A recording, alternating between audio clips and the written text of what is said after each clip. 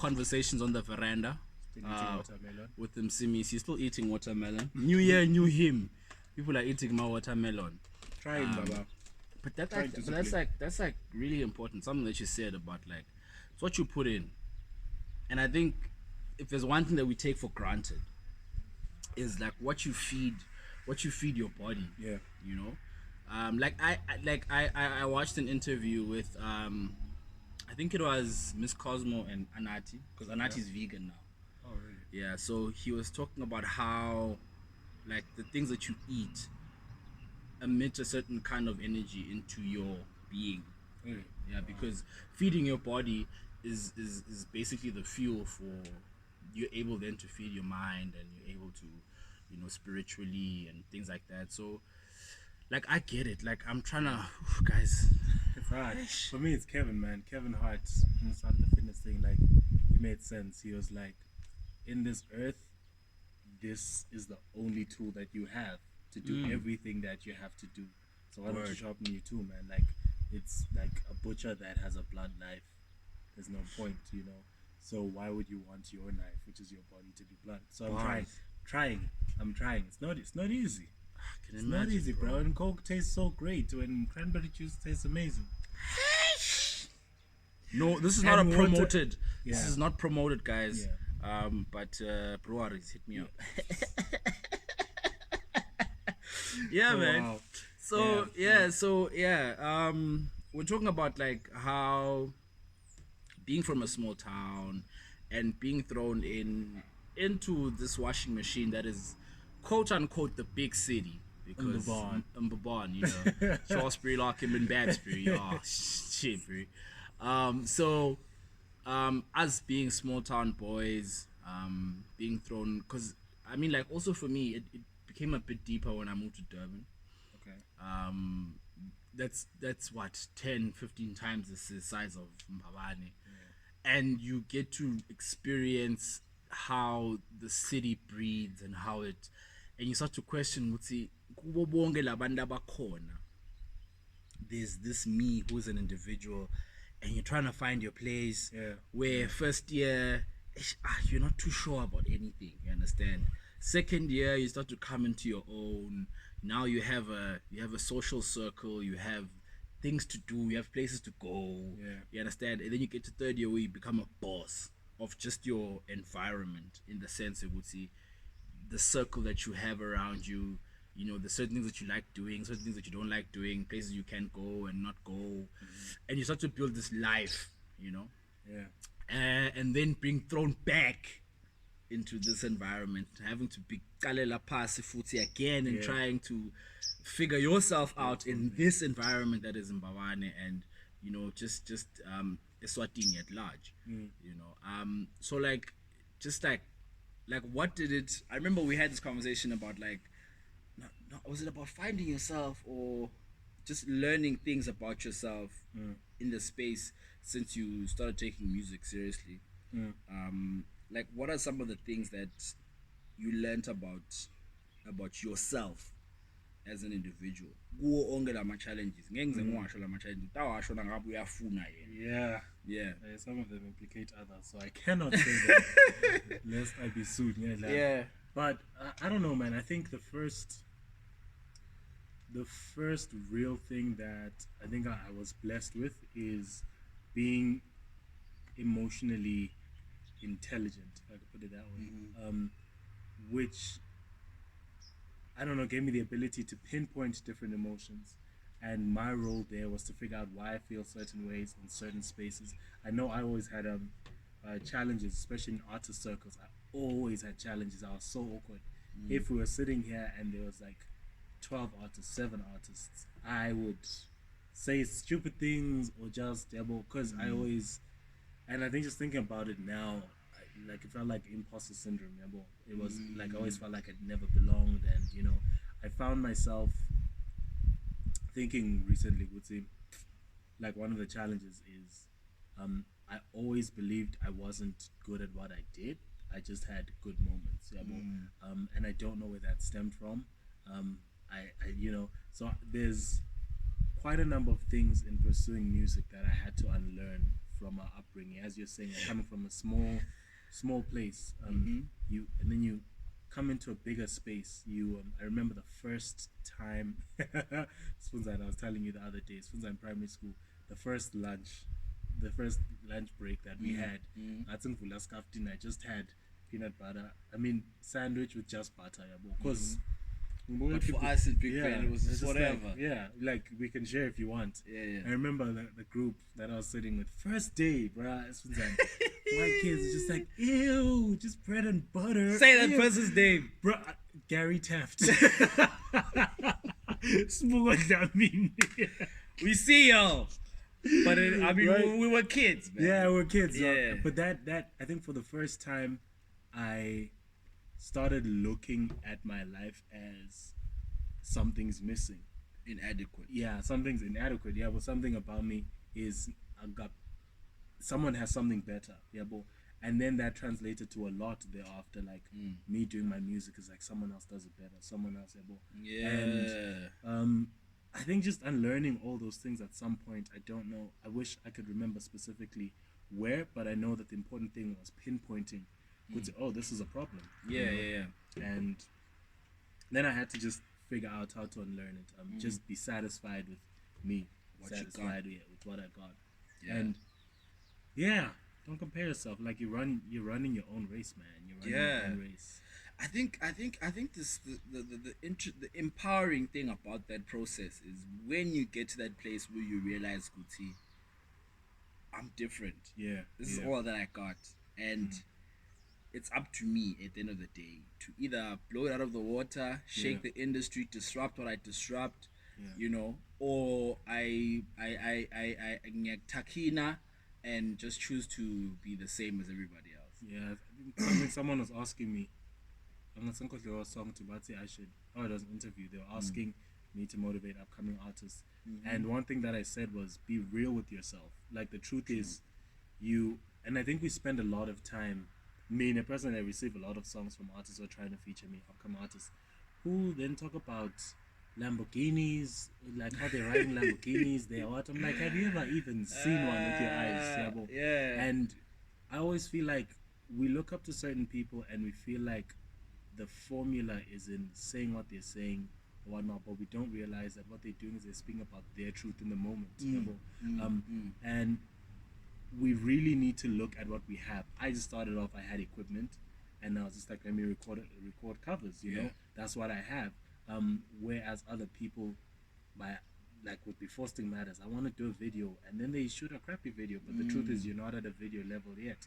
Use what you have in that moment, so that's always been a thing for me. It's just like, what do you have? What's in front of you? What can you do with it? Slaughter was saying, Loguti, for some people, their world is like the glitz and the glam and all those things out there. But for you at the moment, what is your world? Is your world the notebook that you have, where you have all those books? Perfect that, because from there, that's going to grow into something incredible. But it has to find you having perfected it. Stay ready so you never have to get ready. Yeah. It's a quote. It's actually, that Tenderness told me that once. Really? Yeah, like that stuck with me for the longest time. Tenderness, when are we working? That's a good question. I actually saw him the other day. You must ask him. Should I hook y'all up? Yeah, he's okay. Oh, you guys have been talking. Oh, okay. I've been talking. Oh, okay. I tend up like, come on, bro. Well, yeah, come I on, mean, bro. Come on, bro. Yeah, man. So, yeah, man. Conversations on the veranda. So like, look, bruh. How's it for you, man? Out of curiosity, I think the challenging part is you've been put in a position where it tests a lot of relationships. How are you managing? It's tough, to bro. balance It's tough. It's tough because, just quick backstory. So I'm the entertainment manager of Solani's Chisanyama, Eswatini, the hardest venue in the kingdom. Come at me, bro. It's true. So, hey man, it's been tough, bro. Yeah, because I feel like there's a lot of people that are in your spaces just to use you, but at the same time you value. I know you're a person who values relationships. How do you sift through those? Energy. For me, I'm someone who's very sensitive to energy. So Anyways, umuntu umbona ngendlela lakhuluma ngayo, umbona ngetendo ukuthi kahle kahle uhloseni ngawe, you understand? Damn, that's deep. Yeah, man, dude, bro. Uhloseni. Bro, yabo. Yes. So just like a quick backstory, I was thrown in the game after I came back from Durban, which was like 2017, I think, when I finished varsity. And then I came back, and shout out to my big bro Mvuzo. We had a conversation this morning. He's the one who literally gave me the fire to actually do this episode. He's literally like my brother. Like we met through music. At the time he was still working with Swazi Boy. Okay. This is like back in like 2014. You know, when both DJ and Bo were coming up, Master P, Tenderness. You know, he was part and parcel of the whole vibe, and he was in the game. And then at some point he literally just detached himself from the industry.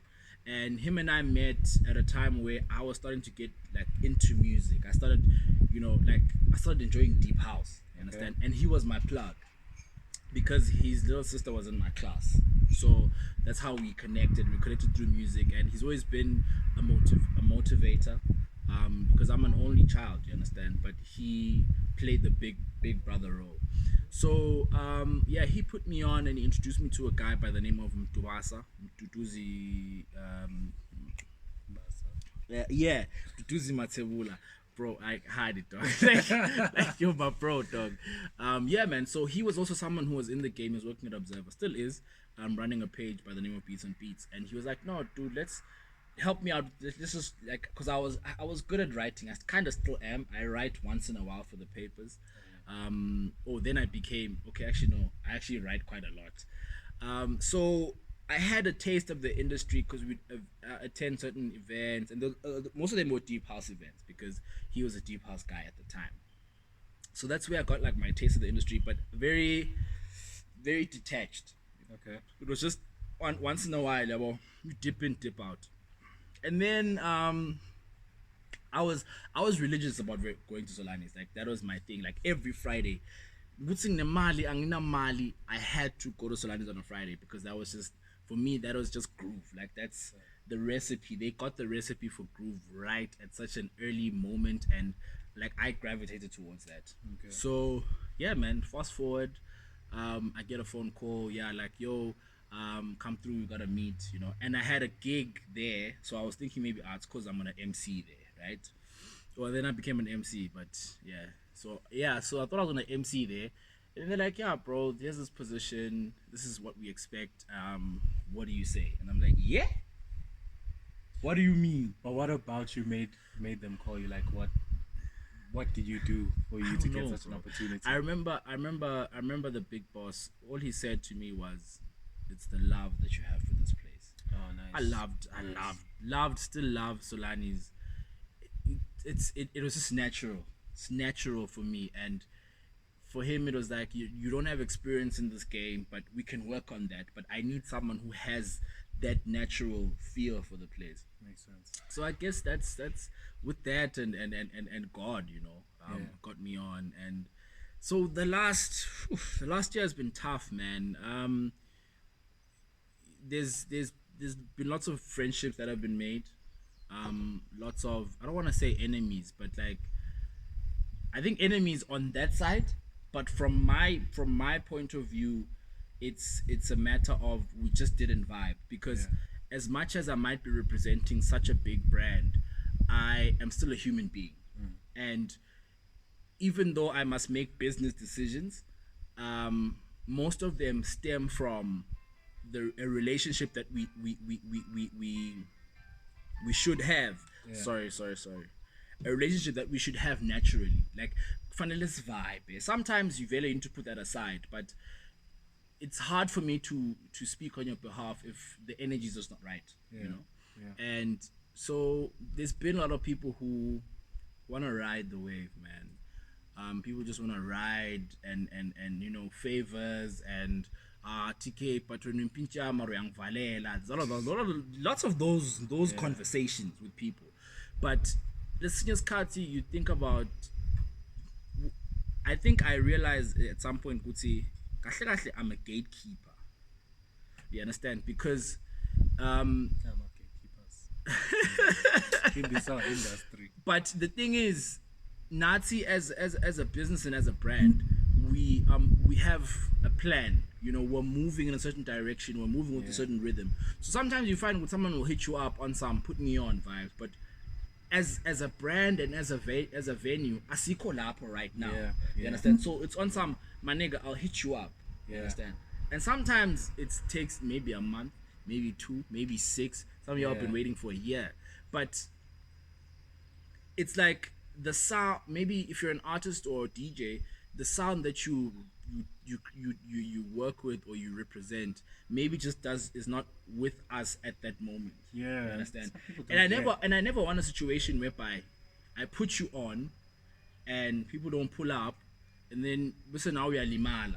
You understand? Like I always tell people, Guti, I want to put you on when I know, Guti, the moment I put your face on a poster, people are gonna be like, I man, Msimisi Nyamati, I'm definitely there. You understand what I mean? Because Nami, I mean, I've managed an artist for quite a while, and I understand. I know what it feels like. I know what it feels like to be many, many more. I know what it feels like to be. I know what it feels like to spend your own money going to a gig, spend your own money on drinks.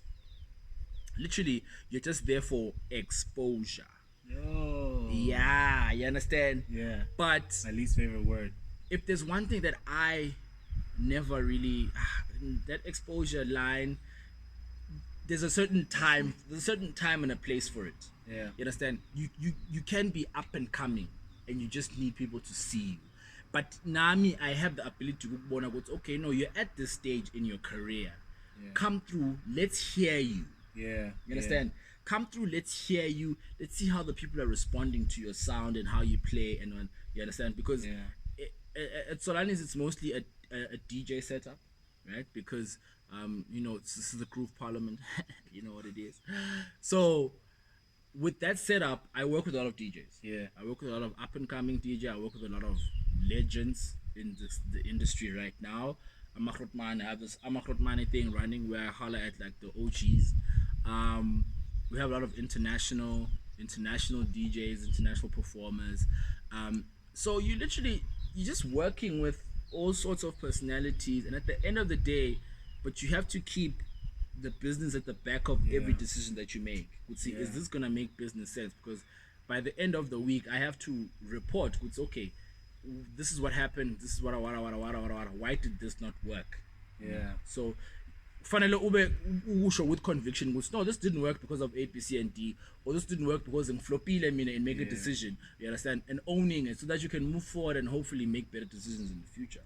And I think, especially because in Swaziland, that's why people don't understand. Like, our culture states that always help people come up, but then the truth is, right now in the spheres that we're in, like when you're looking at brand stuff, I remember there's a question that you asked me the other day.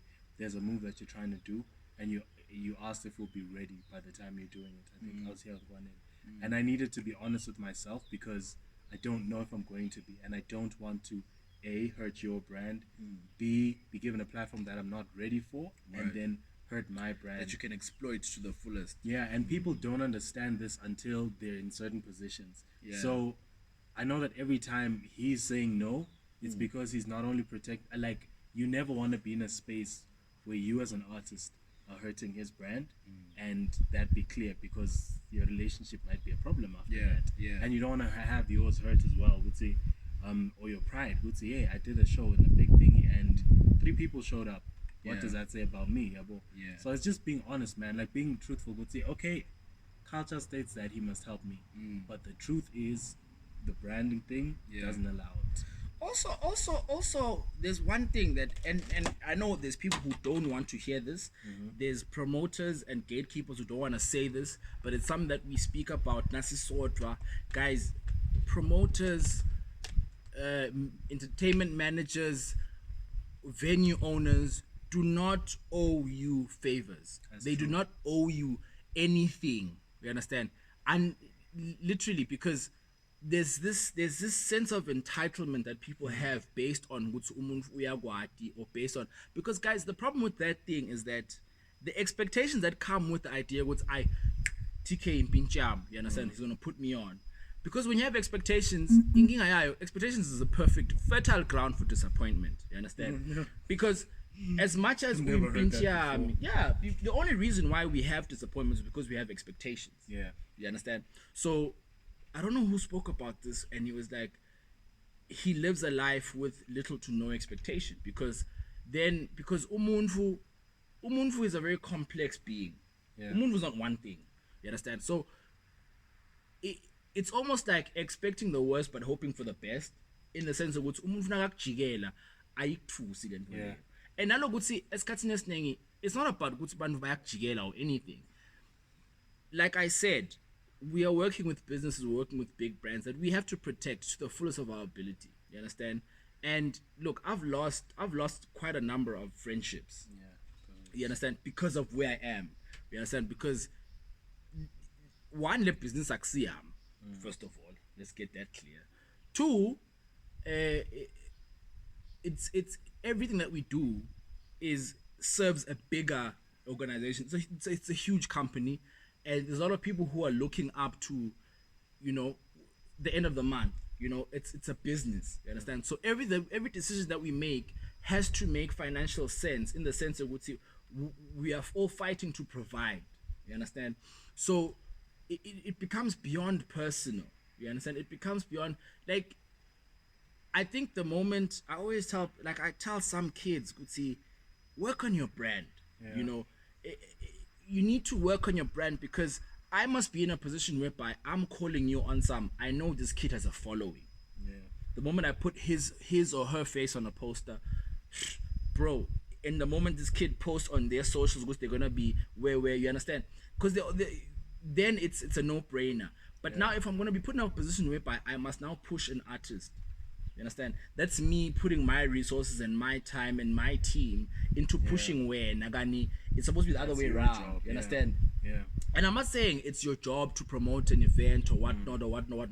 But the moment uvela, it must be a no-brainer. You get what I mean? So yeah, bro, it's 2019 has been hard, man. The long and short of it. The long and short of it, it's been hard.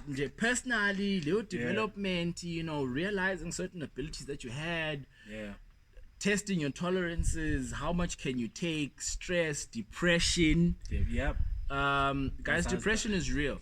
But here's the thing. That should be part 3. That should be part 3. Yeah. Let's talk about these struggles, guys, in part 3. Yeah. Because actually I want to get into this one because there's things that we need to clear. Yeah. But part 3. Part 3.